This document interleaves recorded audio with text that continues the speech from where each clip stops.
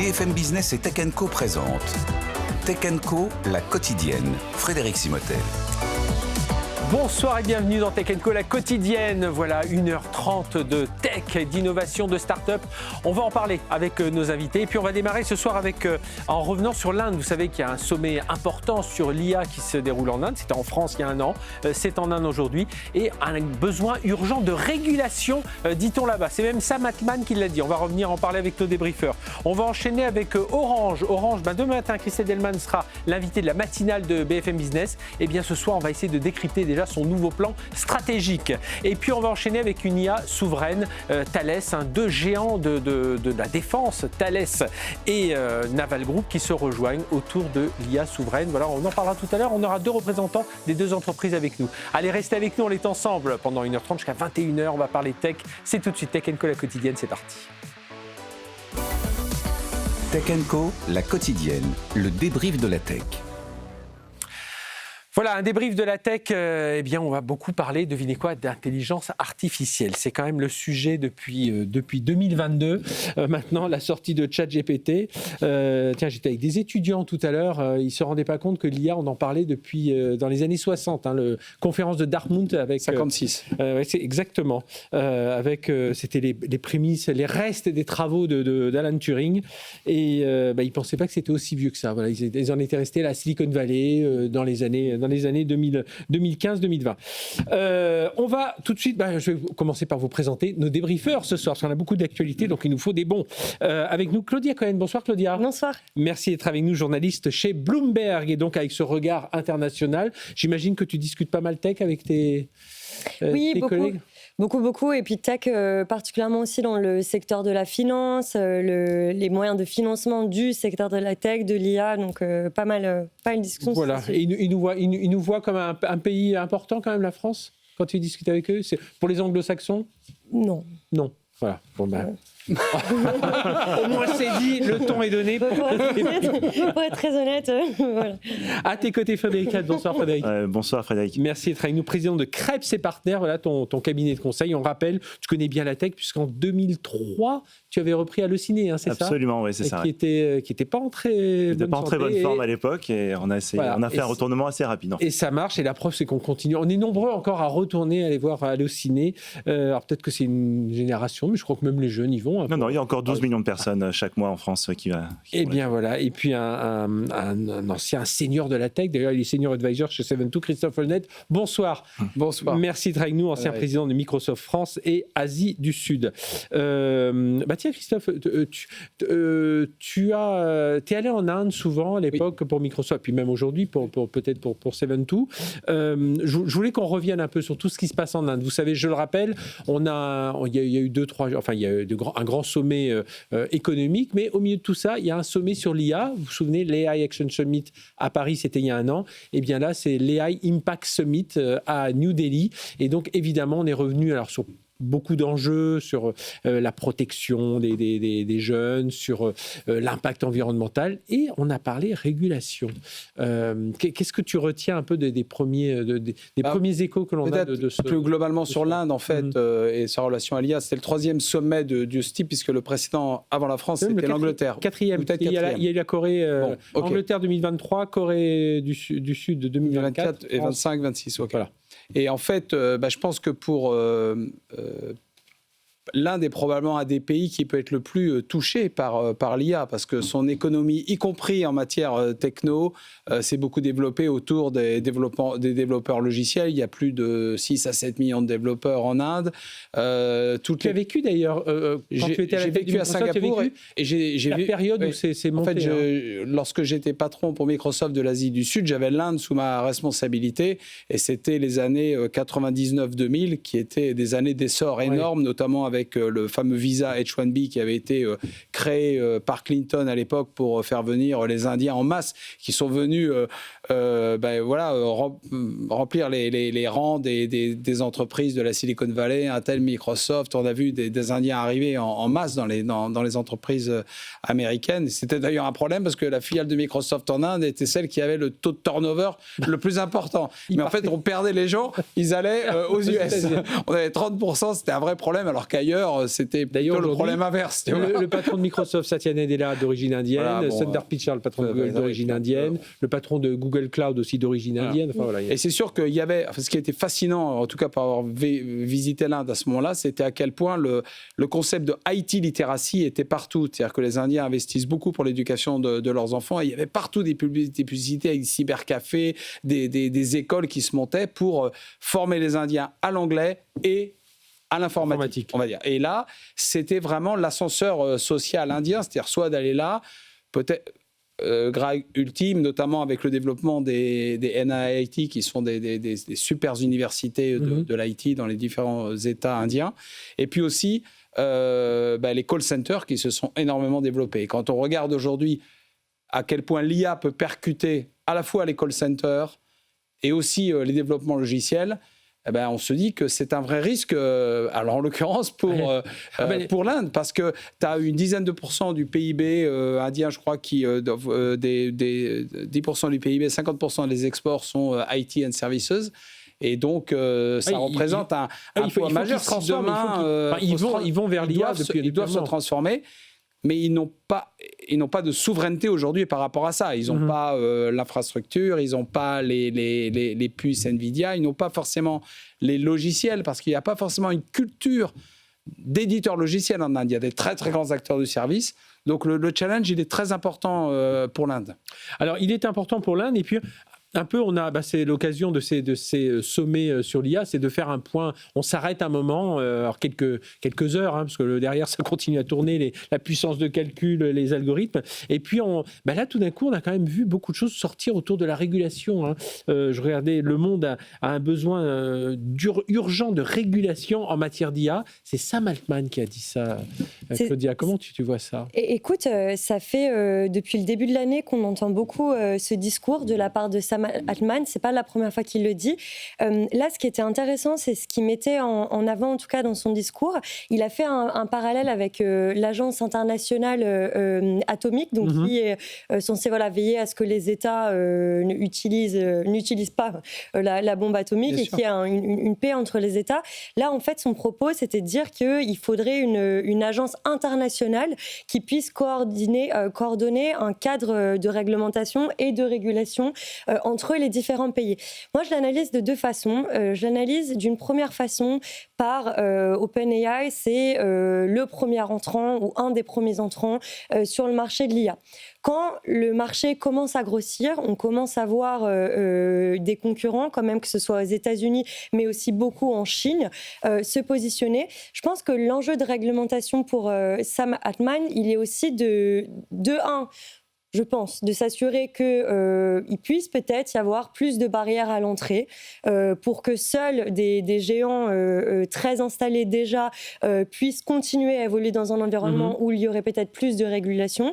Et la deuxième chose qui, je pense, est encore plus importante, c'est d'essayer peut-être de s'aligner avec ce qui est en train de faire la Chine. C'est-à-dire que s'assurer que toutes les barrières en termes de régulation qui pourraient émerger en Europe, aux États-Unis, et donc subirait d'une certaine façon aussi OpenAI, ne soient pas, ou en tout cas ne soient pas trop importantes par rapport à celles qui pourrait y avoir en Chine, essayer d'avoir un meilleur suivi entre les deux.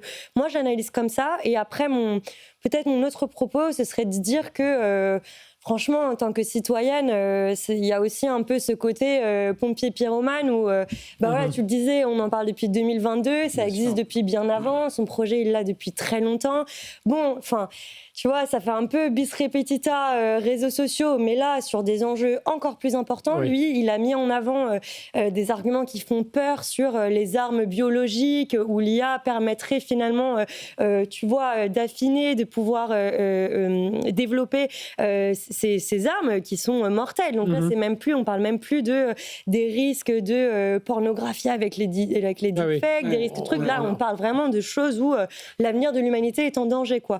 Donc, il y a toujours ce regret que je vais avoir tu te dis, bon, est-ce que ça serait pas mieux d'être dans un monde où, avant qu'on nous balance finalement des innovations en pleine tête, parce qu'on se les prend tous en pleine tête, soit les citoyens, les entreprises. Et dans la vidéo, on voit ça chaque jour. Exactement, qu'on puisse avoir ce débat avant. Et après, pour être un peu plus positive, d'un côté, je me dis, bon, bah, tant mieux que cette petite musique, elle vienne aussi de ces gens-là, quoi. Voilà. Mais est-ce qu'il a le choix de dire autre chose maintenant ? Je ne suis pas sûre, en fait. Hein. Il est un peu obligé d'avoir ce discours maintenant. Oui, et puis derrière, il y a des investisseurs qui eux-mêmes s'inquiètent un petit peu aussi. Alors, ils s'inquiètent de la partie finance, mais aussi de toute cette inquiétude autour de l'impact, qu'il soit environnemental, qu'il soit sociétal. Frédéric ?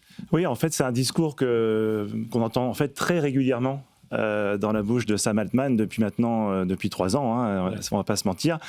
J'ai trouvé aussi quelque chose de très défensif, hein, encore une fois, dans son discours. Ok, il est en première position, hein, c'est le numéro 1 mondial, hein, on ne peut pas le nier. Il y a 800 millions d'utilisateurs chaque semaine donc sur ChatGPT, ce qui est énorme.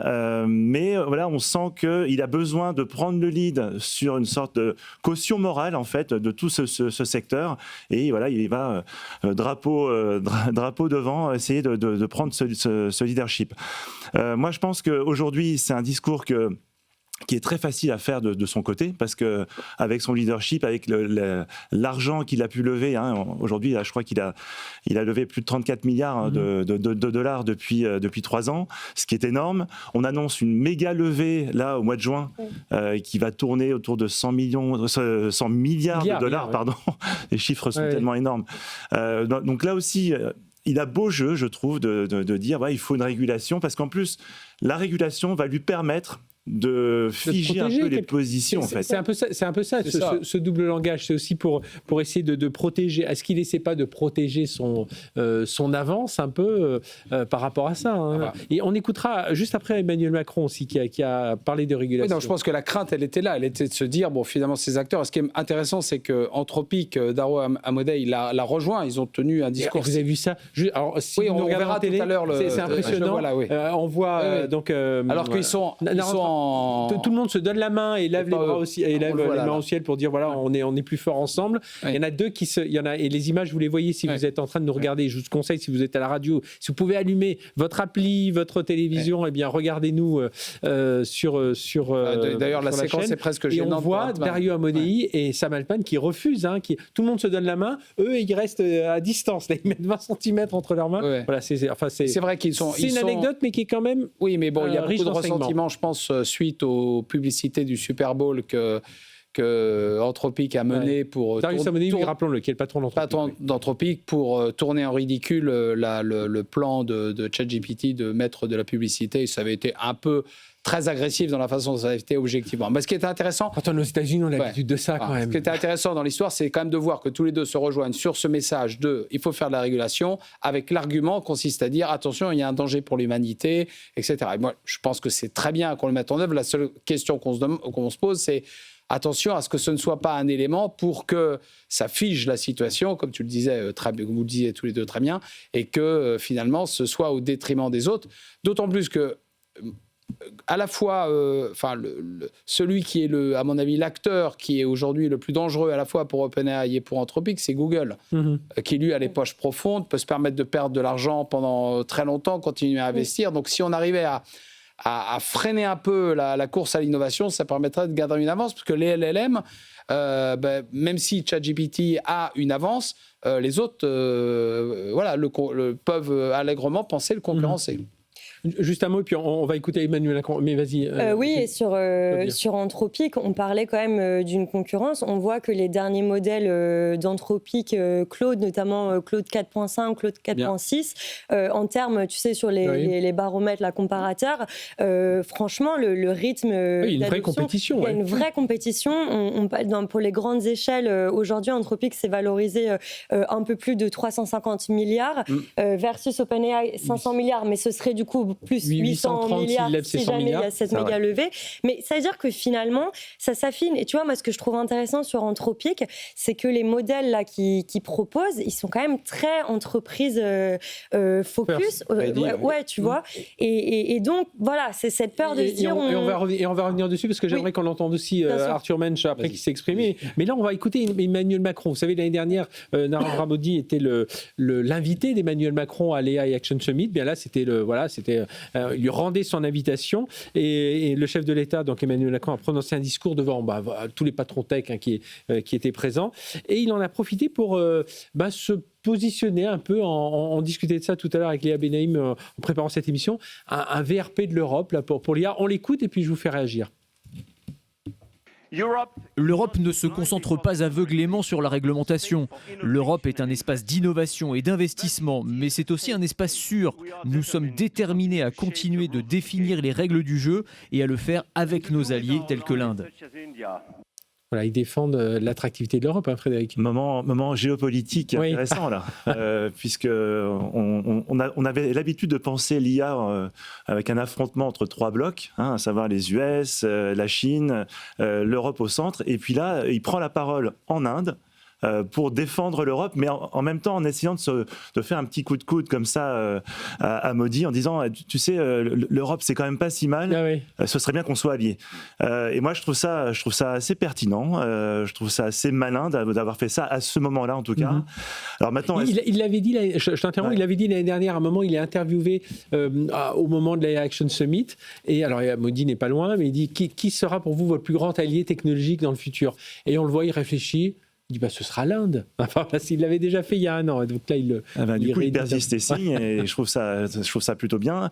Le seul truc aujourd'hui, c'est que pour l'instant, on ne va pas se mentir, là aussi, c'est que l'Europe reste un nain au niveau de l'intelligence artificielle. On n'a que 3% des capacités de calcul mondiale, donc c'est tout petit.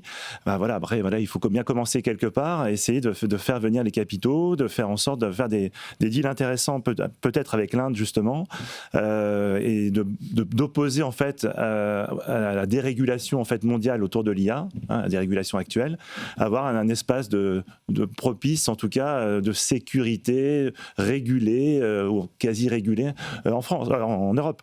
Donc ça, je trouve ça bien, je trouve ça plutôt pas mal. Je trouve que ça s'inscrit aussi, cette prise de parole d'Emmanuel Macron, dans le discours qu'on entend beaucoup ces derniers mois de la part des représentants de pays européens sur l'Europe, c'est des États de droit versus ce qu'ils sont en train d'opposer à ce à quoi, selon eux, les États-Unis commencent à ressembler.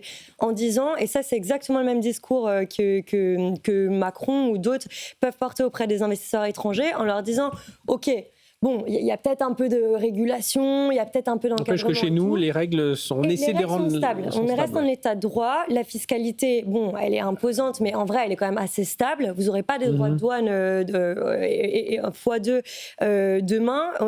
Vous serez traité en tant qu'investisseur étranger de la même façon, il n'y aura pas de discrimination particulière. Et du coup, je trouve que vraiment ce côté Sell Europe, tu vois, safe space, c'est vraiment ce qu'il est en train de vendre là, Macron.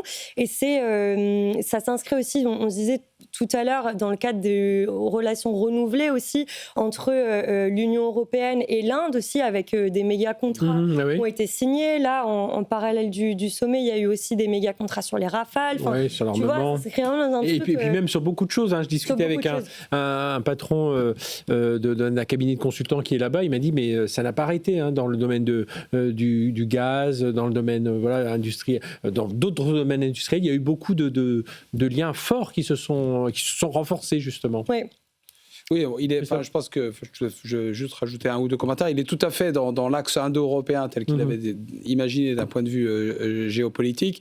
Essayer d'attirer l'Inde avec une proximité avec l'Europe, c'est bien. L'Inde cherche de son côté à se positionner aussi comme un leader dans le sud global sur l'IA. Donc, il faut quand même le rappeler, l'Inde, c'est un continent. Oui, bien c'est sûr. 7 régions importantes. Mais encore une fois, sur l'IA, c'est pas une puissance sur l'IA. Oui, non, exactement. Même dans l'industrie. C'est pas une puissance. Ils ont des gros challenges, comme je le disais. Ils ont 10 à 12 millions de jobs à fournir chaque année. Donc, il faut qu'ils arrivent à maintenir leur modèle économique ou le faire évoluer. Donc, ils ont leur propre challenge. Sur l'Europe elle-même et le fait de vendre l'Europe, moi je trouve ça très bien parce qu'on ne le fait pas assez, on est trop défensif, on reconnaît tous qu'il y a besoin d'une certaine forme de régulation, il y en a peut-être un peu trop, etc. Mais au moins, comme tu le dis, il y a une prédictabilité, donc ça c'est positif. Et il y a un gros sujet qui est le sujet de la liberté d'expression notamment et de la régulation. Nous on a des règles et il faut qu'on soit capable de pouvoir les résister et faire en sorte qu'on les met en œuvre. Et aujourd'hui on voit bien que il y a des coups de boutoir de l'administration américaine et des big tech pour nous imposer leur modèle culturel. Donc, à une soumission économique, on risque d'avoir la soumission culturelle. Il avait eu un mot fort aussi d'ailleurs l'année dernière, Emmanuel Macron à Paris, où il parlait des biais justement. Il avait dit il faut qu'on développe davantage l'IA alors en français, francophone, etc. Parce qu'il dit sinon on va se faire absorber et puis dans 80 ans on parlera un peu de notre culture, mais on dira que celui qui a inventé l'aviation c'est les frères Wright, celui qui voilà, on parlera plus de nos inventeurs à nous, tout aura été inventé aux États-Unis, on n'aura été que des suiveurs. Donc là aussi c'est important.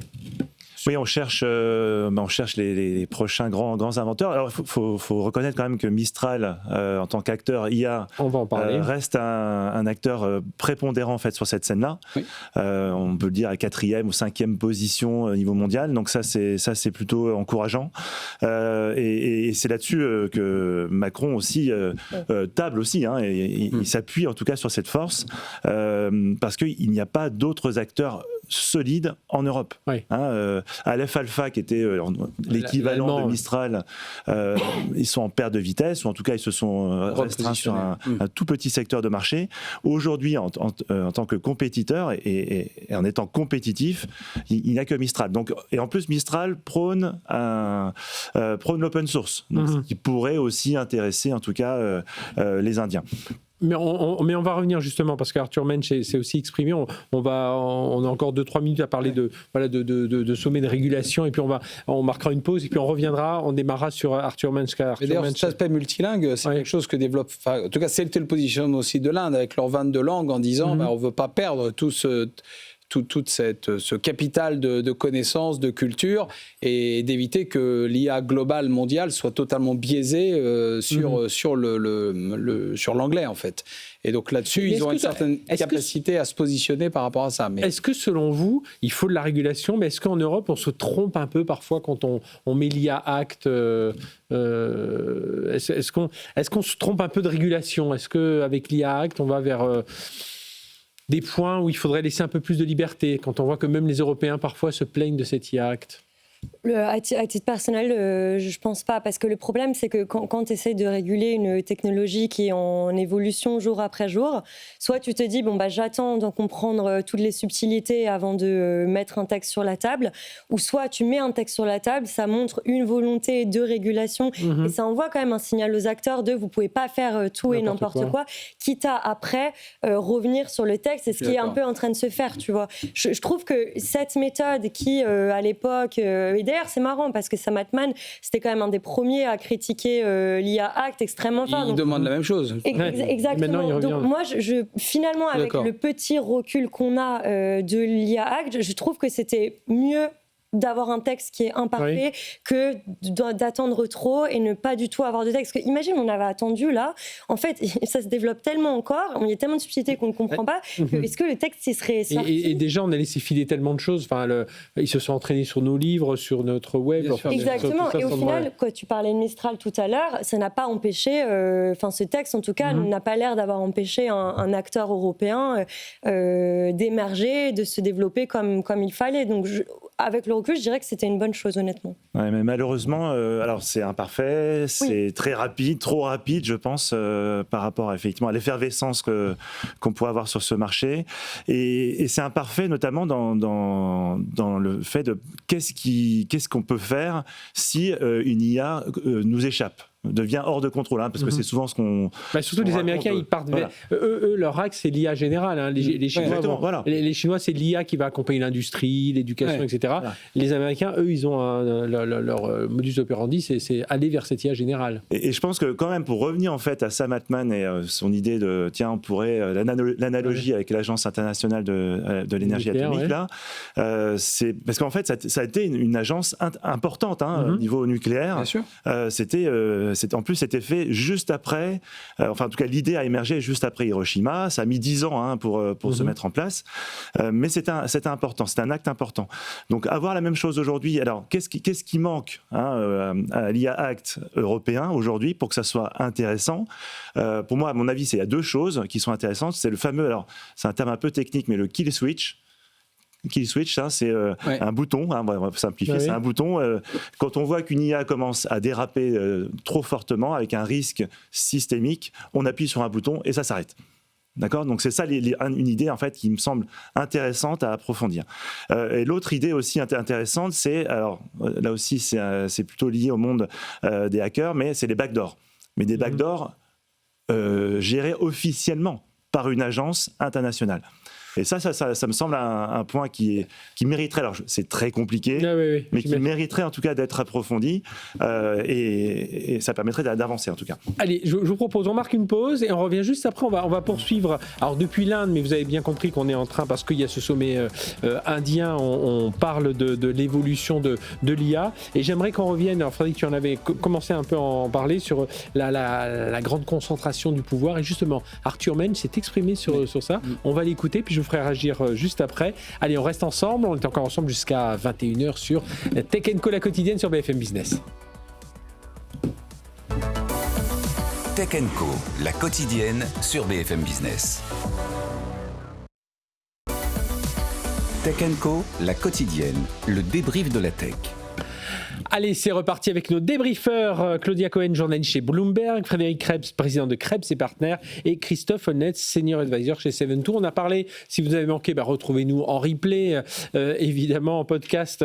La première partie, on était sur ce sommet en Inde et surtout ce besoin de régulation qu'implore Sam Altman. Et oui, Sam Altman, mais qui est repris aussi par d'autres dirigeants de la tech. Emmanuel Macron qui a évoqué aussi, qui a essayé d'attirer les investisseurs en disant l'Europe, c'est un espace sûr, stable, voilà, c'était un peu ce terme qu'il faut retenir. Et puis je voulais qu'on termine là-dessus, on parlera ensuite du procès Meta et du nouveau plan stratégique d'Orange. Je voulais revenir un instant aussi, et je voulais préciser que lundi soir Tech & Co, spécial Inde, on aura des gens, chercheurs, entrepreneurs qui étaient au sommet et qui seront ici, et voilà, et pendant 1h30, on va revenir un peu sur tout ce qui s'est dit là-bas, les coulisses, ce sera lundi soir, Tech & Co, la quotidienne, prenez déjà rendez-vous.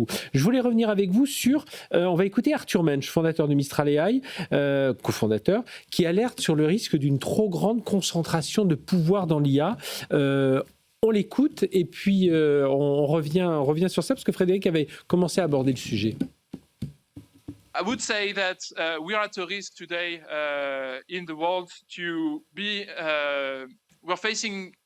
Je dirais que nous sommes aujourd'hui dans un risque de faire face à une trop grande concentration de pouvoir de l'intelligence artificielle dans le monde. Nous ne voulons pas être dans un monde où 3 ou 4 énormes entreprises possèdent réellement le déploiement et la création de l'IA et l'accès à l'information. Car en réalité, l'intelligence artificielle est la manière dont nous accédons à l'information aujourd'hui. Nous voulons et nous devons nous assurer que chaque pays, chaque communauté économique a une stratégie pour posséder une partie de cela. Il est important que personne n'obtienne un pouvoir excessif. To own a part of it, not all of it. We're always going to be partnering, and that is extremely important to accelerate. But ownership and ensuring that nobody gets excessive leverage. Excessive leverage. Voilà, que personne n'ait de trop de pouvoir. Tu me poses la question, voilà. je sais ce qu'est d'avoir un leverage excessif et parfois comment on peut être tenté d'en abuser. Mais c'est vrai qu'aujourd'hui, en fait, il est en train d'émerger, et même si Mistral est numéro 4 ou 5, enfin plutôt 5 puis d'ailleurs. Avec une stratégie plutôt intelligente. Oui, avec une stratégie intelligente. Il signe avec beaucoup d'entreprises. Voilà. Mais aujourd'hui, il y a quand même des rapports de financement, d'investissement qui sont quasiment dans un rapport de 1 à 50 entre ce qu'on vit en Europe et ce qui se passe aux États-Unis avec des investissements qui se chiffrent, on en parlait tout à l'heure, en dizaines de milliards de dollars en data center, en capacité d'apprentissage, etc. Donc, effectivement, la crainte qu'on peut avoir, c'est que c'était intéressant parce que finalement, le message de régulation de Sam Altman était autour de « attention, régulez-nous pour éviter qu'on fasse des armes de destruction massive de l'humanité ». Et Mensch dit oui, réguler pour éviter qu'il y ait une domination économique trop forte, plutôt dans l'esprit de dire comment est-ce qu'on s'assure, mais de ce point de vue, la régulation européenne est pas mal faite. Le DMA, c'est dire vous avez le droit de continuer à innover, mais quand vous avez une position dominante sur un secteur, vous devez permettre à d'autres d'éclore sur votre écosystème sans voilà, sans avoir de pratiques prédatrices. Et donc, je pense que pour lui, son message, c'était ça, c'était de dire il y a un danger à ce qu'il y ait 3-4 acteurs qui dominent tous les LLM au niveau mondial. Que leurs modèles deviennent de plus en plus des boîtes noires où ils font un peu des acteurs qui deviennent supranationaux. Avec toute la puissance de l'administration Trump derrière qui va tout faire pour empêcher que de leur mettre du bâton dans les roues, etc. Et donc, effectivement, pour les acteurs comme Mistral, c'est évidemment important qu'ils puissent avoir un environnement dans lequel ils puissent continuer à innover, se développer de façon équitable. En appuyant évidemment sur l'open source qui est mise en avant. Oui, et puis pour compléter ton propos, je pense qu'aussi on parle d'un business où il y a une intégration verticale qui est quand même assez forte, où les géants sont de plus en plus présents sur toute la chaîne de valeur, avec aussi la détention de plus en plus des infrastructures. Donc vous êtes sur le produit final, sur l'infrastructure. Donc il y a aussi ce risque.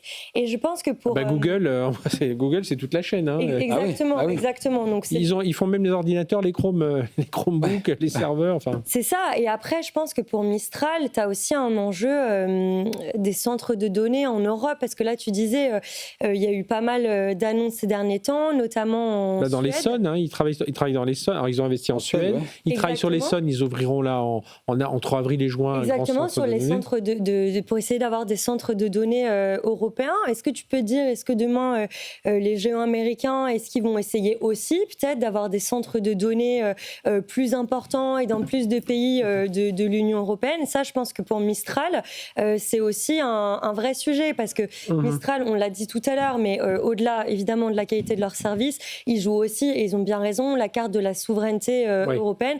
Quand tu vois, par exemple, dans les banques, ils ont renouvelé un méga partenariat qu'ils ont avec la BNP pour 3 années supplémentaires. Et en fait, ce qui est intéressant dans le modèle de Mistral, c'est que il te propose, tu vois, un peu un truc comment je peux parler français.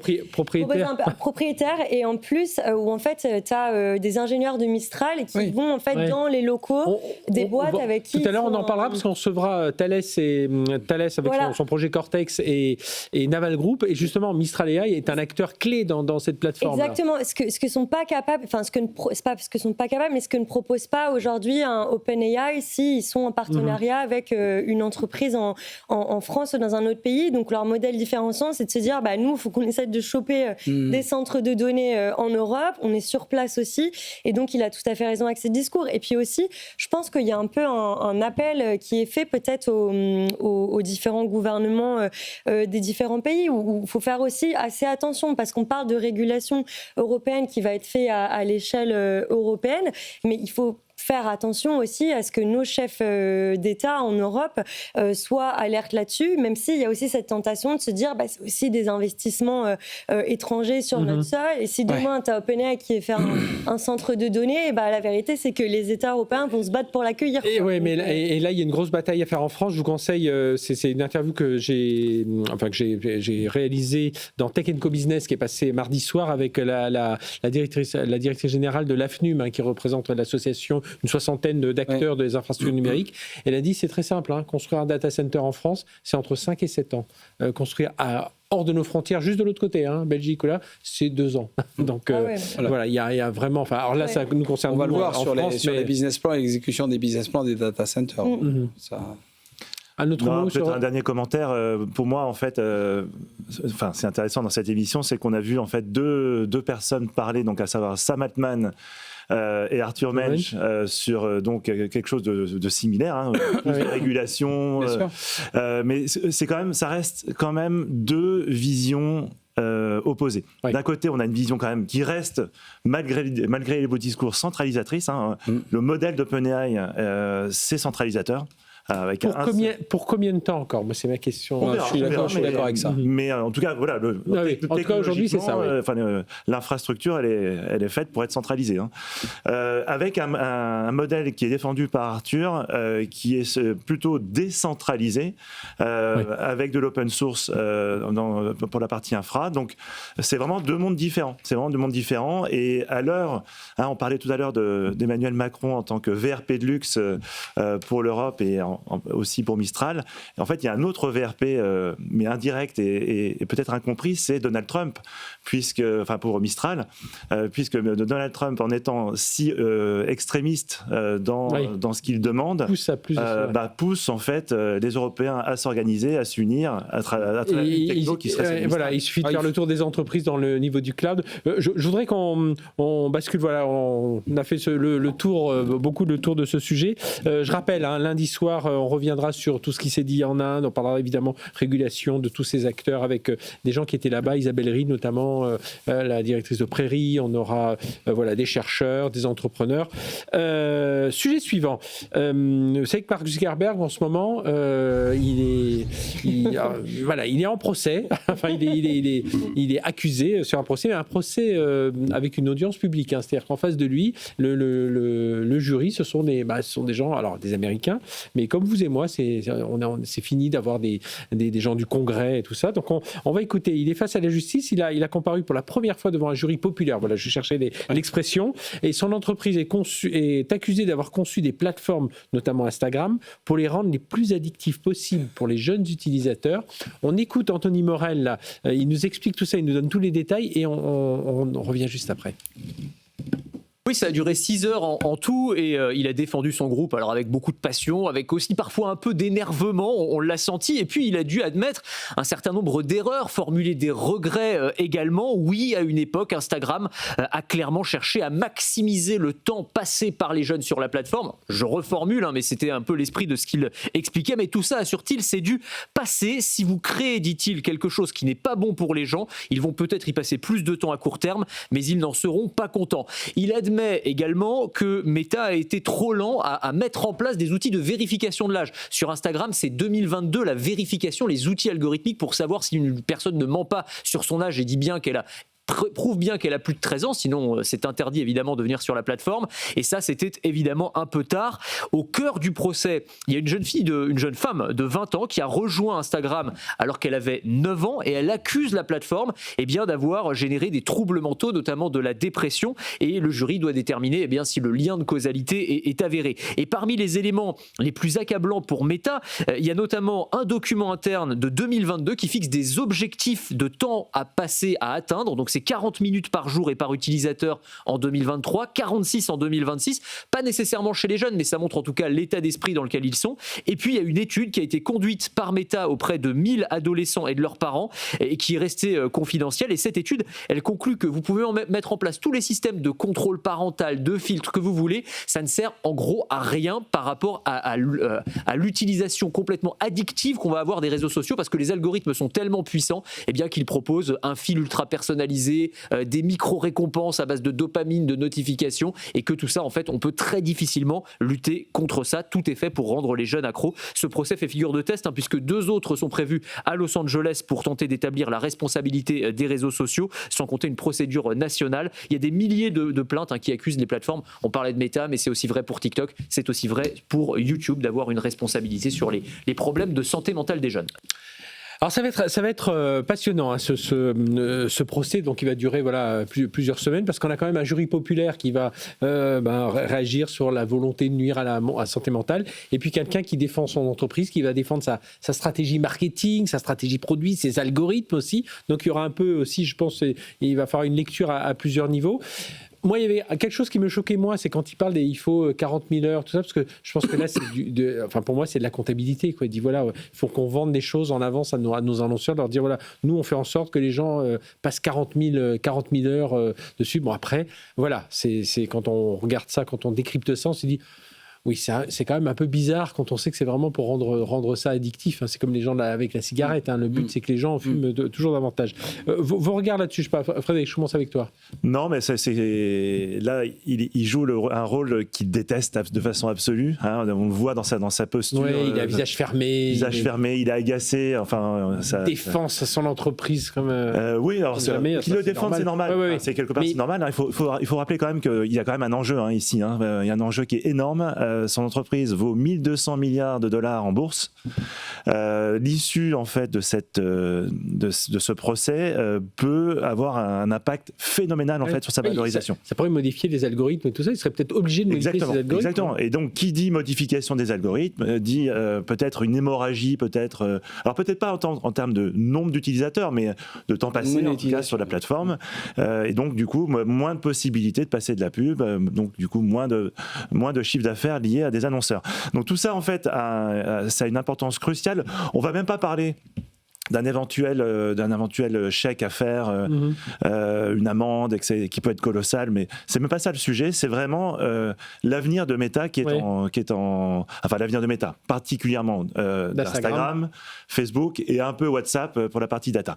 Mais c'est un vrai sujet. Hein. Donc il donne l'impression quand même qu'il a mal préparé. Enfin en tout cas sur ses premières journées d'audience là, on a l'impression qu'il n'a pas complètement préparé son truc. Quand il avait été accusé, quand il avait comparu pour Cambridge Analytica, alors du congrès, tout ça, c'était un peu pareil. On avait l'impression qu'il ne comprenait pas en disant attendez, moi je suis là pour que les gens soient amis, etc. Non, mais c'était un peu ça. Au début, on se dit mais il est naïf, il est un peu. C'est sa stratégie de défense. Mais oui, c'est vrai que. Il donnait, dans cet épisode-là, il donnait aussi l'impression d'être une sorte de. Il y avait un côté un peu robot insensible. Oui. Et si tu veux, là, il est face à un jury populaire avec des gens qui parlent. En fait, il fait face à quelque chose qu'il manipule tous les jours, c'est l'émotion.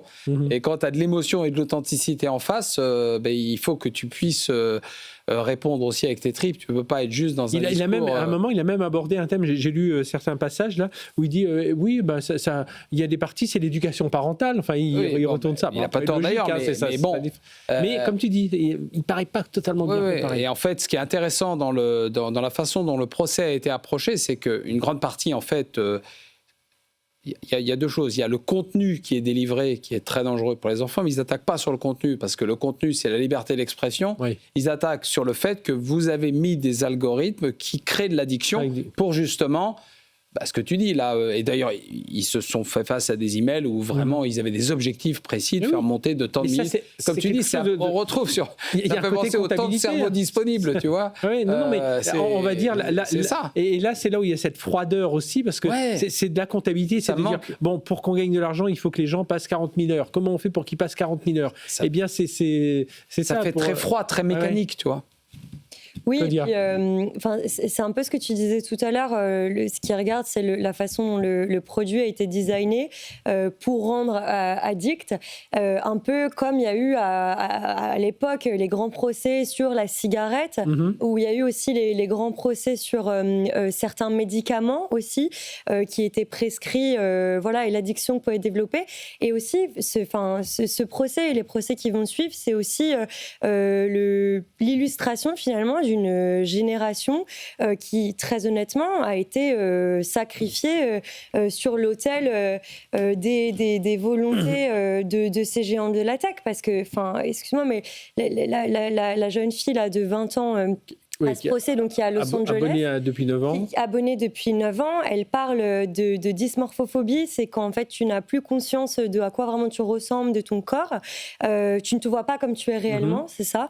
Elle parle d'anxiété, elle parle de dépression. Et tu vois, moi, ça m'a beaucoup parlé. Enfin, ça me parle beaucoup ce procès parce que je pense être la génération juste au-dessus de gens... Juste avant, Juste avant, honnêtement, juste avant, de gens qui ont vu Facebook arriver, tu vois, au collège, et je ne l'utilisais pas parce que moi, mes parents ne voulaient pas que j'utilise ça, Instagram après, et honnêtement, je vois la différence avec les personnes qui ont 5 ans, 10 ans de moins que moi, et quand je parle qui même ne peuvent plus s'en passer, il y a des gens, moi j'ai discuté avec des gens dans une clinique qui ont reçu des jeunes, mais comme le tabac, comme la nourriture, des addictions... qui l'ont eu à une période où leur cerveau n'était pas construit. Parce que finalement, tu vois, là, on en parlait la dernière fois, sur ton plateau aussi, des personnes âgées qui deviennent aussi accros à Instagram, etc.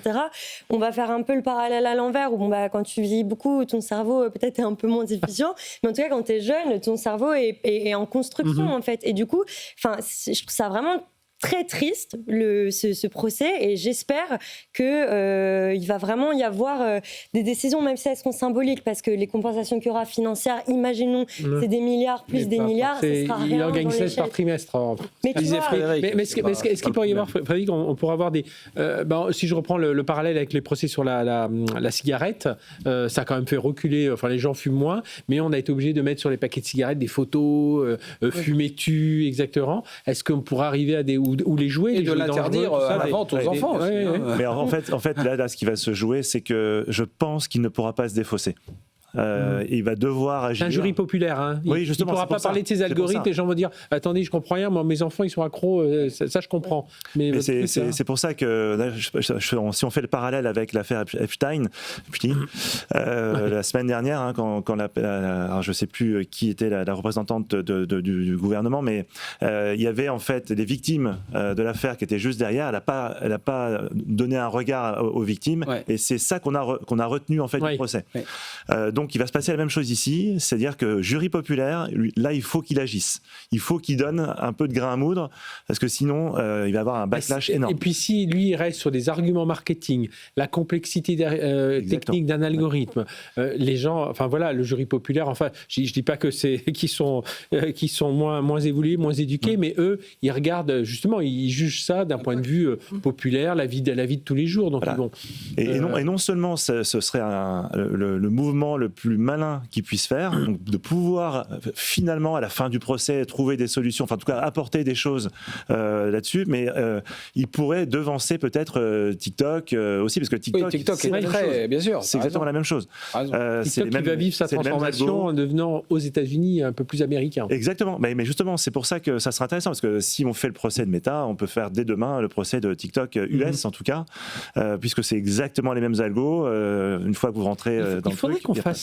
On fera. J'en parlerai avec François là, et Léa. Essayer de faire venir quelqu'un qui connaisse bien les réseaux sociaux en Chine aussi, qui nous raconte. Alors évidemment, le système politique est complètement différent, mais voilà ce qu'ils ont mis en place pour le TikTok est plutôt éducatif. Quelqu'un. C'est contrôlé. C'est contrôlé. Mais justement, il y a peut-être quelques idées à prendre. C'est le contenu qui prime. C'est un contenu effectivement, comme tu le dis, et qui est éducatif. Donc tu te retrouves pas avec la centième vidéo de chat. On pourrait arriver à trouver des bonnes idées. Ça va sur ce sujet-là? Tu voulais rajouter un dernier mot? Un micro-mot. Tout à l'heure, tu parlais d'éducation aux médias, d'éducation à la technologie. C'est quand même effrayant de voir ça. On parle de choses... elle avait 9 ans, elle a 20 ans maintenant, donc il y a 11 ans. Aujourd'hui, est-ce que, tu vois, l'éducation nationale, parce qu'il y a les parents évidemment, mais pas que, est-ce qu'aujourd'hui, maintenant qu'on sait tout ça, et là on le sait vraiment très clairement, qu'est-ce qu'on fait, tu vois, dans les écoles, qu'est-ce qu'on fait pour essayer que les jeunes n'absorbent pas de la même façon les réseaux sociaux, et je ne sais pas si jamais, malgré le recul qu'on a... Il y a un vrai travail à faire de ce côté-là, que ce soit les parents, parce que les parents sont aussi responsables. Bien sûr. L'éducation aussi, c'est vrai qu'il y a les cours d'instruction civique, il n'y a pas de cours de dire attention, ils ont des cours de numérique, mais je ne sais pas si on insiste beaucoup sur le...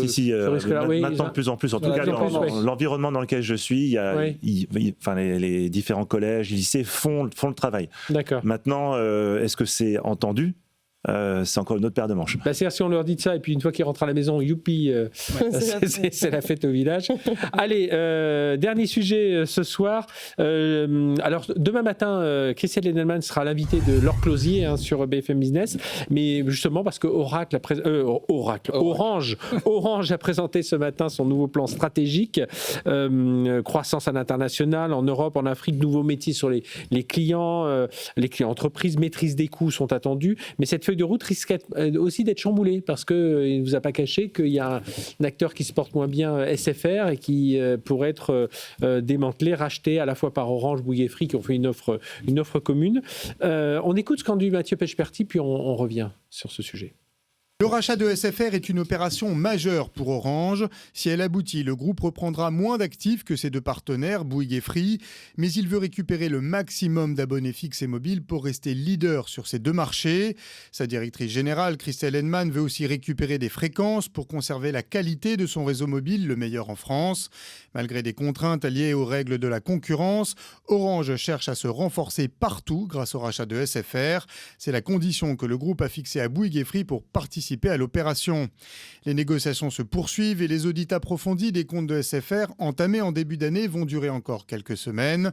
Son propriétaire Patrick Drahi espérait les boucler début février, mais ses concurrents Orange, Bouygues et Free épluchent minutieusement toutes ses filiales et ses contrats. Orange va aussi boucler d'ici l'été le rachat de 50% de sa filiale en Espagne, née de la consolidation du secteur. Le groupe mène les deux opérations de front, mais assure pouvoir les financer pour un total d'environ 10 milliards d'euros.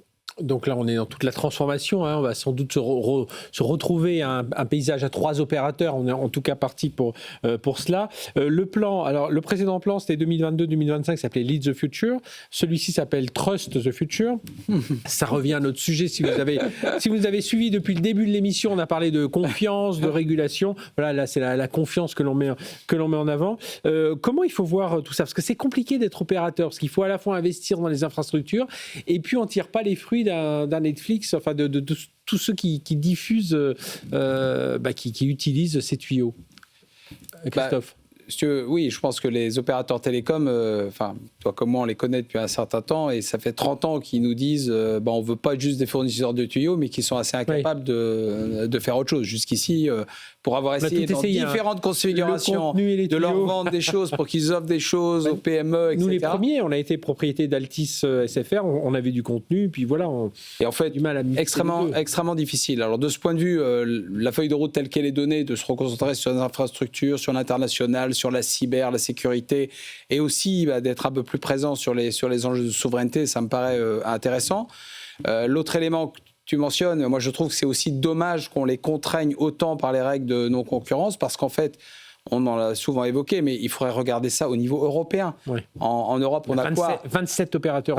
Opérateurs fixes, ils comptent les MVNO, et ça, c'est plus de 100. 3 aux US. Ils sont 3-4 aux US. Donc on voit bien que c'est un vrai frein dans la capacité d'investissement et qu'il faudrait dire, de mettre moins de freins au rachat, aux fusions. On a absolument besoin d'avoir moins d'opérateurs et des opérateurs pan-européens pour pouvoir avoir une puissance de feu. Frédéric ? Alors, moi, ce que j'ai retenu en tout cas de ce plan, c'est deux choses. C'est la partie intelligence artificielle. On y revient encore, mais parce qu'ils estiment pouvoir dégager 600 millions d'euros par an, en fait, liés à tout ce qui est intelligence artificielle, à la fois en économie, en interne, j'imagine, mais aussi peut-être avec des services proposés, Ils travaillent beaucoup dans le cloud avec Lighton, justement, une des voilà, exactement. Et avec Mistral, bien entendu. Voilà. Et donc, alors moi, j'attends de voir, parce que c'était pas explicité de façon très très claire cet aspect-là, donc j'attends de voir un peu ce qu'ils vont proposer. Je suis client Orange, donc j'ai encore pas vu grand-chose en fait sur ce point-là. Et l'autre point qui était intéressant, c'était l'aspect cybersécurité, comme tu le mentionnais. C'est plus sur la partie Orange Business. Exactement. Et là, pour le coup, il y a un boulevard, il y a un vrai sujet. On aura Hugues Foulon, sera l'invité de Tech & Co.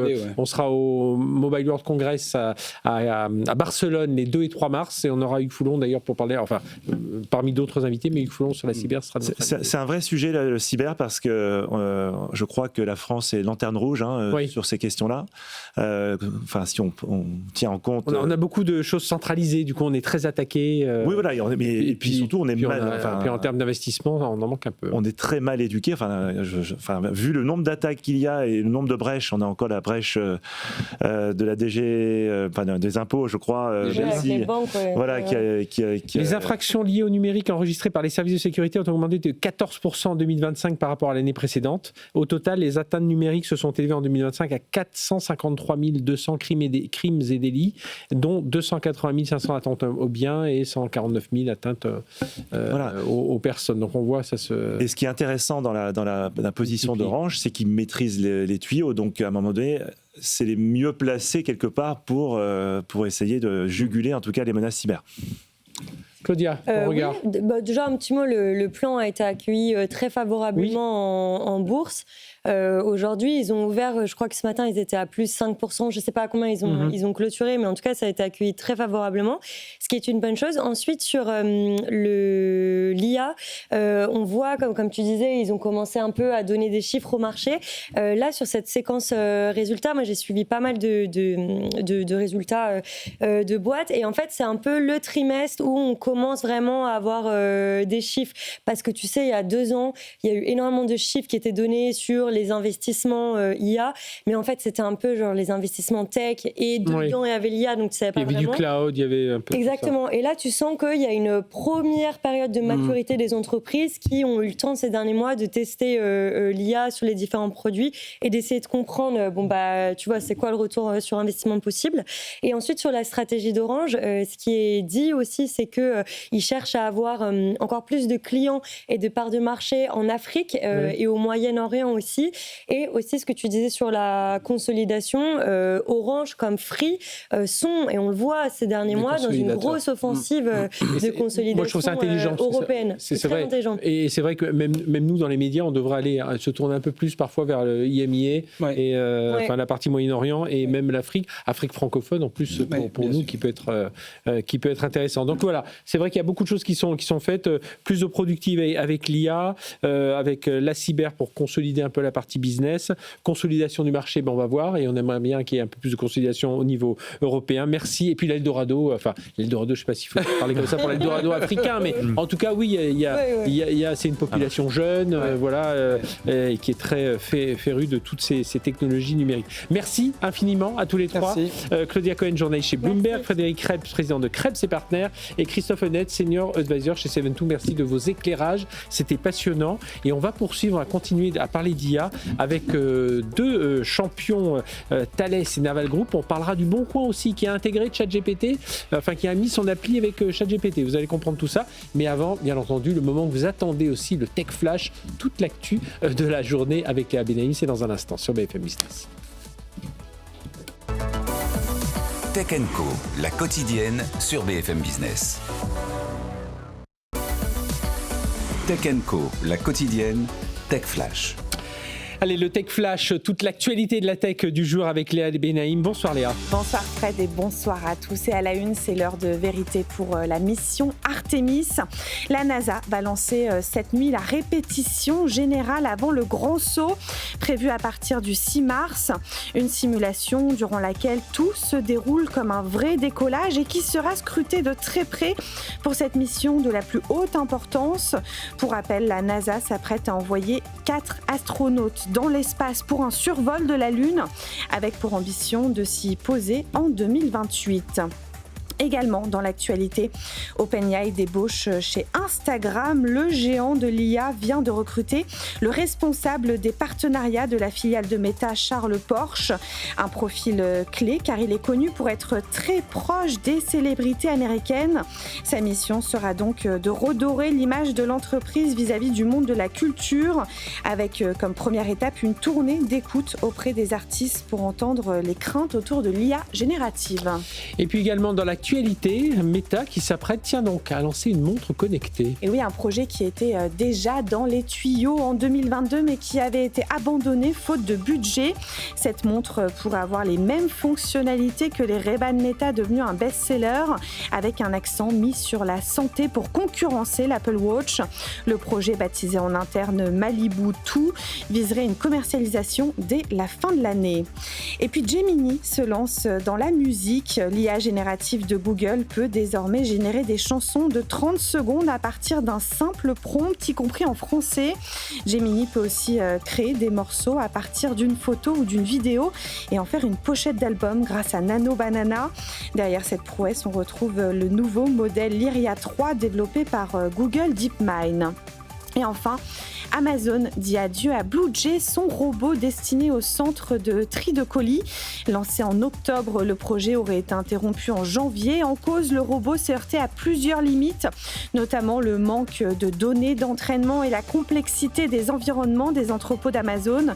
Mais l'entreprise ne ralentit pas sur la robotique. Pour autant, les employés qui travaillaient sur Blue Jay ont tous été réaffectés à d'autres projets. Et pour finir, je vous donne rendez-vous demain à 21h30 pour De quoi je me mail, votre rendez-vous tech du week-end en compagnie de François Sorel. Et cette semaine au programme, Google qui dévoile un nouveau smartphone, le Pixel 10A. On écoute un extrait. Mélinda et Nico, vous l'avez eu en main tous les deux. Mélinda, on commence par toi. Il est là. Sur le plateau de quoi je me mail.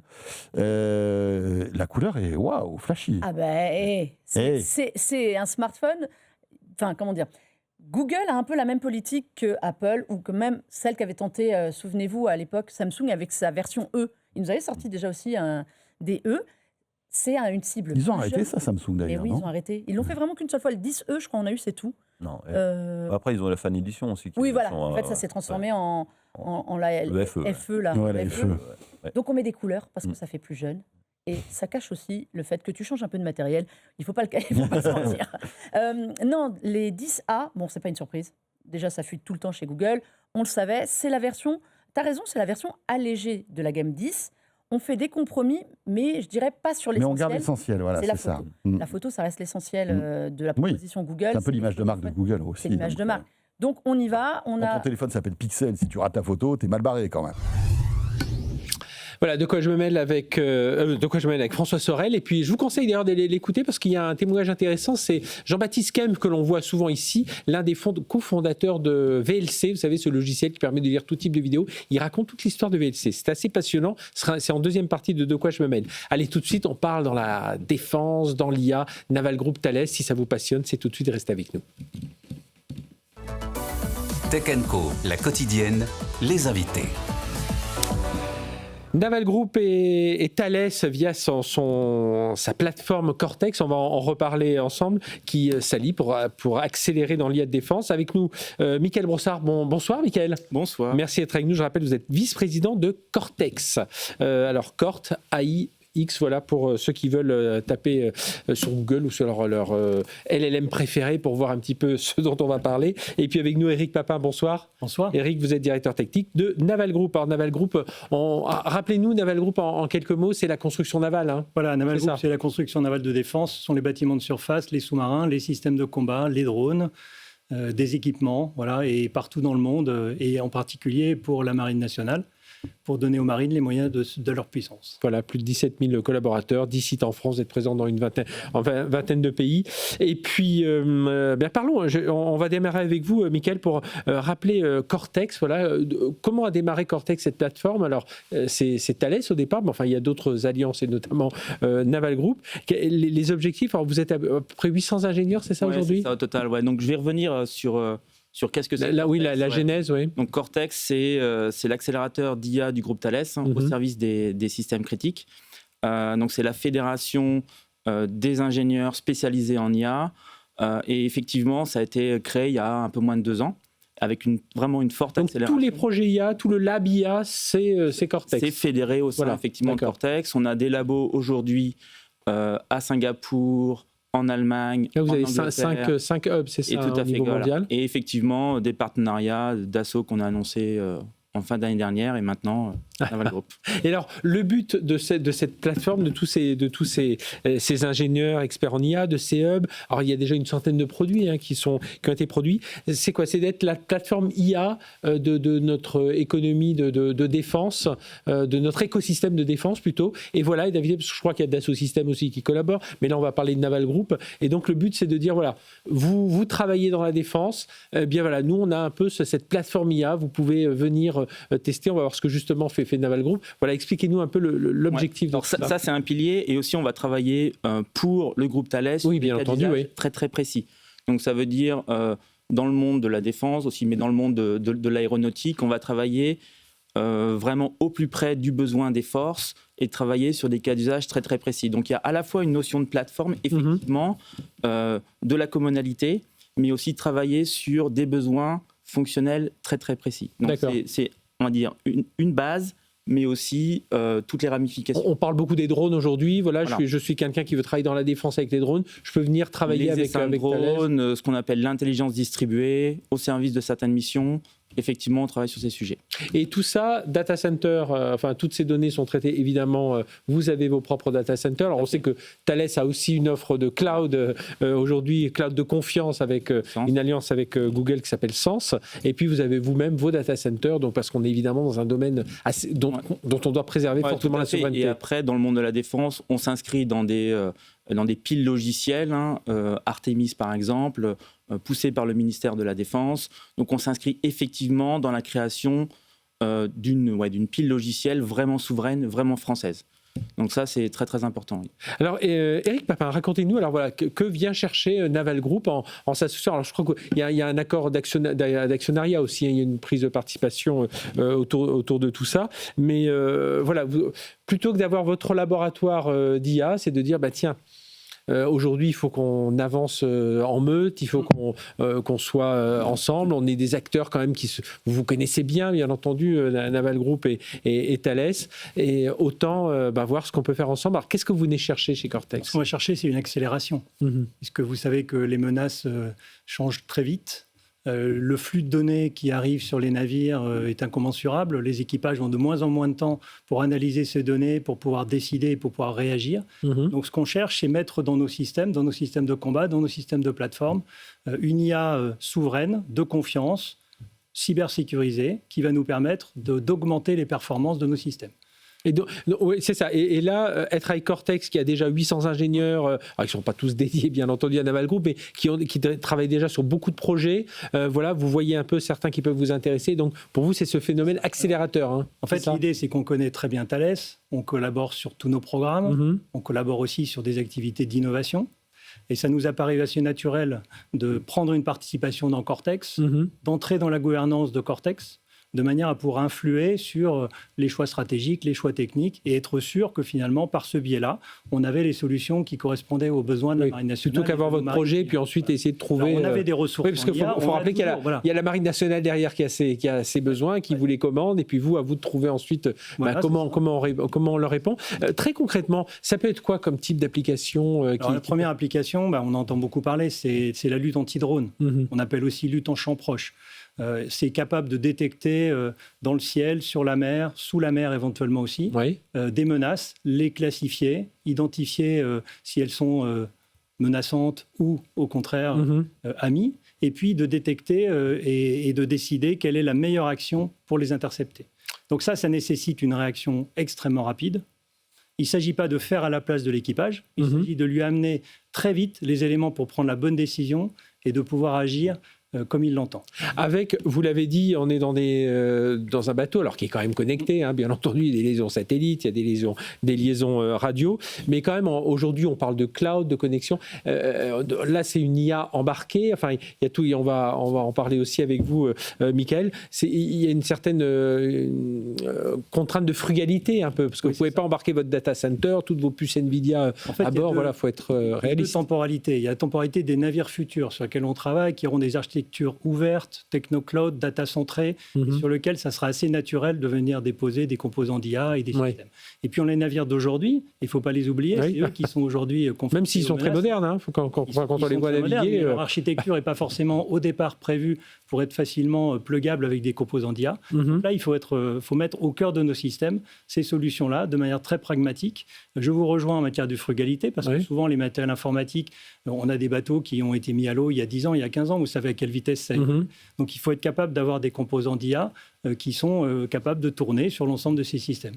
Ça c'est un sacré challenge quand même pour vos équipes, Michael Brossard chez Cortex, parce que oui, on est habitué à du cloud, la capacité, pas à profusion, mais enfin de l'avoir disponible. Et là, on vous demande quelque chose, on vous dit, non, nous, on est contraints, le bateau fait 80 mètres sur 15 mètres, il faut que tout ça rentre dans tout ça. Il a une capacité énergétique aussi, voilà. Non, mais ce que je dirais, c'est que c'est effectivement différent de l'IA dont on parle typiquement, mais c'est le quotidien de l'IA des systèmes critiques et de l'IA de défense. Donc, par exemple, un exemple qu'on évoque souvent, c'est on a une super caméra sur le Rafale, le pod Talios, et en fait, on a un tout petit processeur qui est capable d'analyser les images. C'est même quelque chose qu'on a fait au sein de Thales. Et en fait, on doit arriver à faire de l'IA dans des univers hyper contraints. Donc ça, en fait, c'est pour ça qu'en fait, l'IA des systèmes critiques, elle est très différente de l'IA, on va dire, grand public. Parce qu'on doit être capable de gérer effectivement ces contraintes de frugalité énergétique, de capacité de calcul et de stockage, et être au plus près, on va dire, des objets frugaux eux-mêmes ou des lignes de front où il n'y a pas vraiment aussi besoin d'énergie, tout en étant capable de faire des choses dans des centres de commandement, dans des bateaux qui ont une puissance de calcul bien plus importante. Et avoir des IA aussi globalement qui arrivent à se parler entre elles. Donc du front jusqu'au centre de commandement. Et on va revenir justement sur ce côté collaboratif aussi, qui est aussi un élément nouveau, qui s'accélère, actuel. Vous travaillez avec Mistral, justement, on a parlé de Mistral tout à l'heure, qui était avec Arthur Mensch, qui s'exprimait en Inde. Là aussi, on va dire que c'est 800 ingénieurs, il y a la partie des modèles que vous développez pour vous, parce qu'ils sont très spécifiques, parce qu'ils répondent à des besoins très précis, et puis on ne va pas se priver de collaborer avec Mistral et d'autres certainement. Mais... Après, ce que je dirais, c'est que moi je suis un grand croyant de l'équipe de France, et on a besoin d'unir nos efforts, de massifier les efforts pour avoir quelque chose qui est pertinent aujourd'hui. Et effectivement, sur les LLM, on travaille avec Mistral, on a un partenariat. Vous n'avez pas la peine de réinventer quelque chose, essayer de voir... Effectivement, non. Et après, on a la chance aussi avec Mistral d'avoir des modèles qui sont... je dirais petits ou assez petits. Après, des fois, on aimerait qu'ils soient encore plus petits, et aussi très gros. Voilà. Et donc, effectivement, on a la chance d'avoir un partenaire, je dirais, européen avec Mistral, parce que ça a dépassé les frontières françaises. Et ça, c'est vraiment très bien. Comment on fait pour avoir des systèmes parce qu'on sait, les LLM, on le voit encore nous, même s'ils s'améliorent, il y a des hallucinations encore. Vous en avez aussi dans vos domaines, pour vraiment être... Donc, après, il y a effectivement ça, c'est un sujet très important.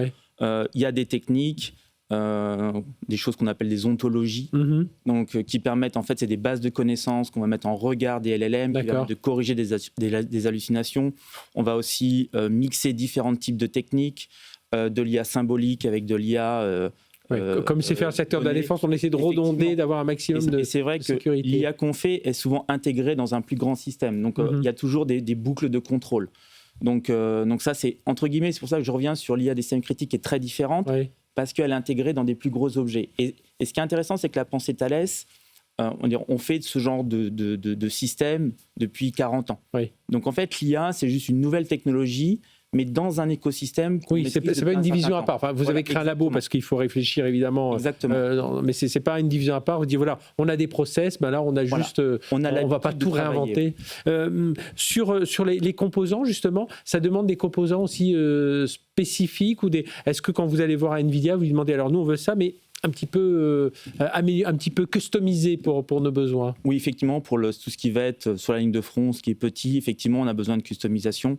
Après, on peut s'appuyer sur des technologies existantes. Combat collaboratif, ça aussi, c'est quelque chose qui... alors, on entend ça, évidemment, au niveau des... quand on parlait beaucoup de cet avion du futur qui pourrait piloter des drones, etc.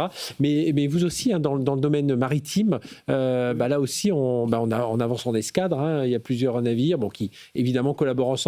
Mais cette IA, ces données, tout ça, ça aussi, c'est un élément clé chez vous, Eric Papin. Le gros enjeu, c'est le combat collaboratif, c'est la capacité de partager entre les différents navires, par exemple du gros aéronaval, les données, avec un navire qui va avoir des données issues d'un capteur, un autre navire qui va avoir un système d'armes, et on combine les deux. Avec un système de communication qui permet d'être communiqué en temps réel et d'échanger et d'avoir une situation technique partagée. C'est ce qu'on appelle la veille collaborative navale. Voilà. Pour vous, les gros enjeux, vous avez insisté très vite dessus, c'est vraiment la réagir à des menaces, réagir rapidement à des menaces. C'est vraiment l'enjeu et vous espérez que l'IA, par ses effets d'automatisation, de rapidité de calcul, etc., vont vous assister vos équipes, enfin les équipes de la Marine nationale notamment. C'est l'aide à la décision, c'est l'aide à la conduite de l'action, c'est la capacité de digérer un flux de données très important, que ça soit sur les systèmes de combat, c'est l'exemple que j'ai donné sur la lutte anti-drone, mais c'est vrai aussi, Michael parlait de chatbot, On a aussi l'idée de faire un chatbot qui permet aux équipages d'avoir accès à la documentation de maintenance beaucoup plus bien sûr, avec un langage naturel pour interroger une documentation de maintenance qui est parfois très volumineuse. Et donc, ça leur fait gagner beaucoup de temps. L'idée, c'est de faire gagner du temps et de dégager l'équipage de tâches qui sont pénibles pour qu'ils puissent se concentrer sur ce qui est important. On retrouve ce qu'on voit aujourd'hui, même dans le monde civil, autour de l'IA. Thales, le groupe, compte recruter 9000 personnes là, dans les mois, les années à venir, plus de 3000 en France. Évidemment, l'IA, il y aura certainement des recrutements pour vous. C'est compliqué. Alors, on sait que les talents, on en a en France. Pas suffisamment. Là, pour vous, c'est un des gros enjeux de le recrutement. Le recrutement, c'est effectivement un gros enjeu. Après, et effectivement, on a déjà beaucoup recruté ces dernières années. Et c'est vrai que ça m'a pas mal questionné au début. Et en fait, je vois que, il y a une prise de conscience qu'on a un moment spécial et il y a une vraie mobilisation. En fait, il y a un vrai appétit parce que ces sujets ont du sens. Ouais. Donc en fait, on a. Puis je rebondis ce que vous dites sur l'équipe de France. On a envie de faire partie de l'équipe de France aussi. Effectivement, et c'est vrai que ça, je trouve que c'est même beau à voir. Il y a une vraie envie de contribuer. Et on arrive à attirer de très très bons talents. Eh bien, merci à tous les deux. Et puis, on essaiera de prendre rendez-vous avec vous, Éric Papin, pour envoyer un reporter un jour sur un des navires pour justement voir un peu comment tout ça se déroule. Éric Papin, directeur technique de Naval Group. Michael Brossard, vice-président de Cortex. Merci infiniment, messieurs, d'avoir pris le temps d'être passés par ce plateau. Et donc, voilà, on voit cet usage de l'IA aussi, dont on vous parle de loin. Bien là, on le touche très concrètement. Messieurs, merci beaucoup. Merci tout de suite, on va aller dans un autre univers. C'est de l'IA tout de suite, mais avec le site Le Bon Coin que vous connaissez bien. Tech & Co, la quotidienne, l'invité. Invité suivant, Julien Jouot. Bonsoir. Bonsoir. Merci d'être avec nous, directeur technique du Bon Coin. Alors évidemment, créé en 2006, depuis 20... vous fêtez 20 ans là. 20 ans cette année. Calcul rapide, facile, mais plus de 1500 collaborateurs. Deuxième site de e-commerce en France, 89 millions d'annonces dans 75 catégories. Je crois que tous ceux qui nous écoutent sont passés au moins une fois, si ce n'est en consultation ou en déposant une annonce sur le site. 22 millions de Français ont acheté, vendu au moins un bien sur le Bon Coin en 2000, c'était les chiffres 2024. Oui. Donc on voit que vous êtes vraiment au cœur de notre vie, de tous les jours. On remet tout à l'heure, on a une soirée avec la FEVAD qui nous dit, ce sera 21h30 là sur BFM Business, le commerce agentique est en pleine accélération. Et c'est un peu ce à quoi vous répondez aujourd'hui. Exactement, c'est exactement ça auquel on répond avec cette application dans ChatGPT aujourd'hui. On voit les usages qui commencent à croître. Et en tant que premier e-commerçant français, on se devait absolument d'être là avec... Parce que j'ai dit que vous étiez deuxième, en fait le premier c'est Amazon, donc voilà, vous êtes le vrai premier français. Voilà. Oui. Alors très concrètement, ça se passe comment ? C'est votre appli qui est intégrée, je suis sur ChatGPT. Qu'est-ce qui va se passer pour moi pour avoir accès au Bon Coin ? Alors, c'est une appli dédiée à ChatGPT. En fait, quand vous allez sur ChatGPT, ils ont un App Store, c'est ce qu'ils ont développé, ils ont annoncé ça en décembre dernier. Il y a Canva, Spotify, Coursera, il y a plusieurs sites. Et vous pouvez rechercher l'appli Le Bon Coin et en fait, vous allez pouvoir faire des recherches sur notre catalogue de 89 millions d'annonces à travers une intégration spécifique qu'on a fait pour eux. Et vous allez le faire de manière conversationnelle et c'est ça qui change tout en fait, parce que remplir des champs. Je veux dire, moi je veux un vélo, j'aimerais bien qu'il soit à peu près neuf. Vous allez pouvoir lui parler et affiner cette recherche progressivement. Et à chaque fois, vous allez avoir des interactions avec les serveurs du Bon Coin. On va vous répondre et vous donner les annonces pertinentes par rapport à votre recherche. Et puis, en fin de parcours, si vous avez trouvé le bien de vos rêves, vous pouvez cliquer, vous allez être redirigé sur le Bon Coin et vous allez pouvoir contacter le vendeur et faire votre transaction. Ça veut dire qu'au départ, si je suis si j'ai un compte Le Bon Coin, je me connecte avec sur mon appli, enfin avec mes identifiants Le Bon Coin. Alors quand on installe l'application côté de ChatGPT, la première chose qu'on fait, c'est qu'effectivement on se connecte en SSO sur Le Bon Coin. D'accord. Et ensuite, comme ça, on sait qui vous êtes, on connaît vos préférences. Et on est capable de tracer ce qui se passe. Et du coup, ça veut dire que toute la relation, vous conservez, enfin Le Bon Coin conserve toute la maîtrise des conversations entre vendeurs et acheteurs, y compris la partie paiement. Hein. On est bien d'accord que ça reste chez vous. Tout ça reste chez nous. En fait, il faut vraiment voir ça comme une nouvelle porte d'entrée vers Le Bon Coin. C'est ça. qui vous permet de visualiser les annonces, mais par contre, la mise en relation et la transaction, elle se passe de notre côté. Et ensuite, il y a un lien, enfin, il y a un pourcentage qui est rétrocédé à ChatGPT. Pas du tout. Non, pas du tout. Ah non, c'est vraiment un nouvel accès. Exactement. C'est vraiment et pour ChatGPT, c'est une façon d'offrir de nouveaux services à ses clients. Il développe l'usage, il développe les services. Avec des marques fortes sur les pays. Et ils ont commencé avec une dizaine de marques aux États-Unis. Ils déploient maintenant en Europe. Et on est très heureux d'être dans les premiers à pouvoir annoncer cette nouvelle application. Et alors, est-ce que ça change quelque chose, vous savez, pour ceux qui ont l'habitude d'aller sur le Bon Coin, parfois on peut booster un peu son annonce. Alors, si on vient de déposer une annonce pour être un peu plus visible, est-ce que ça change quelque chose par rapport... Ça ne change rien, parce qu'aujourd'hui, l'expérience dans le ChatGPT, c'est une expérience côté acheteur et pas l'expérience côté vendeur. Pour l'instant, on a simplement intégré la partie recherche et consultation de l'annonce ou des annonces. On pourrait envisager des évolutions demain de permettre de déposer une annonce, par exemple, plus facilement, directement en conversationnel depuis ChatGPT, mais pour l'instant, ce n'est pas encore intégré.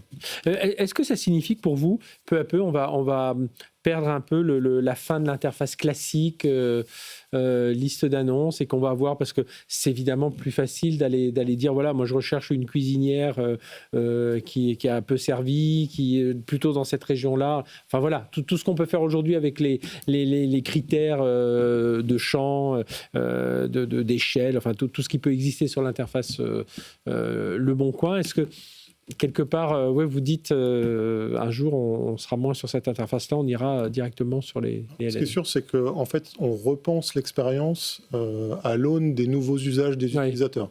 Et c'est vraiment ça qui nous a fait faire cette première application ChatGPT. C'est on a vu des nouveaux usages, on a vu des nouvelles façons de consommer, et on s'est dit qu'il fallait au moins qu'on soit là, ne serait-ce que pour apprendre et expérimenter, comprendre ce dont nos utilisateurs ont besoin pour pouvoir s'adapter tout au long de leur vie.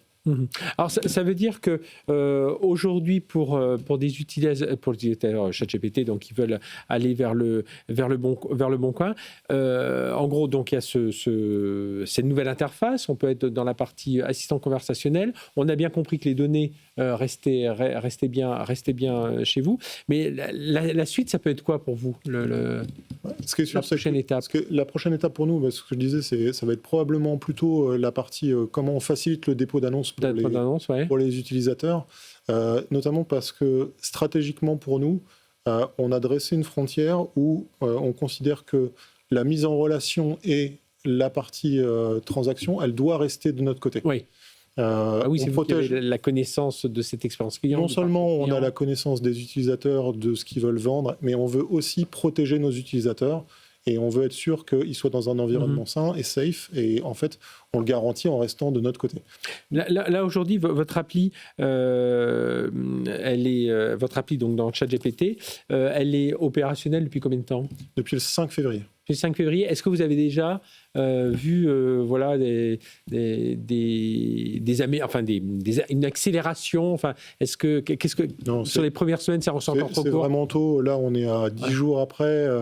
On voit les usages et on voit un peu les requêtes qui sont faites par les utilisateurs. Il y a pas eu un grand virage, parce que quand on a vu l'adoption de ChatGPT, qui était très massive, mais est-ce que oui, il y a pu avoir une bascule un peu rapide? En fait, c'est tôt pour l'instant. Je pense que ça arrivera, et c'est un peu le pari qu'on fait en allant expérimenter là. Pour l'instant, c'est tôt, et il manque encore des fonctionnalités côté de ChatGPT pour que ce soit vraiment très facile pour l'utilisateur. En fait, l'intégration telle qu'elle est faite, elle est facile, mais par contre, il faut aller chercher quand même son application dans le store, comme un App Store sur un téléphone. Donc on n'est pas encore habitué à aller chercher. C'est ça, cet usage-là, il n'est pas encore ultra développé, et en fait, ça va arriver progressivement. Plus il va y avoir d'applications. Il y a Booking, il y a Dropbox, Spotify et tout ça. Bon, ça va peu à peu attirer vers ce type d'application. Et dans le futur, vous dites travailler sur le dépôt d'annonces, ça veut dire que j'ai un vélo à vendre, on me renseignera, enfin ce que l'on fait déjà un peu, mais on me renseignera mieux sur le prix. On dira tiens, par rapport à votre photo, on a vu les 5 photos et les descriptifs, il y a les 5 photos, les descriptifs. Voilà un peu ce qu'on... Nous, on travaille déjà de notre côté sur nos applications à fluidifier au maximum le dépôt pour faire en sorte que ce soit très facile. Notre vision, c'est vraiment le dépôt en un clic, une photo et tout est fait. Et on utilise déjà beaucoup d'IA pour faire ça, pour faciliter la vie de nos utilisateurs. Et effectivement, on pourrait imaginer un usage complètement similaire, voire un peu plus avancé côté de ChatGPT. Donc on est au tout début de ce partenariat vraiment. Enfin, voilà. Exactement, c'est vraiment le début. Comme vous dites, le parti dépôt d'annonce, mais déjà pour les clients, et c'est vrai qu'aujourd'hui, on le voit tous, hein, je crois que là on va beaucoup moins sur les moteurs de recherche classiques, on va beaucoup plus sur les ChatGPT, et déposer une annonce, voilà, on le dira à notre ChatGPT qui nous enverra donc vers le site Le Bon Coin. C'est un peu ça l'idée. Exactement.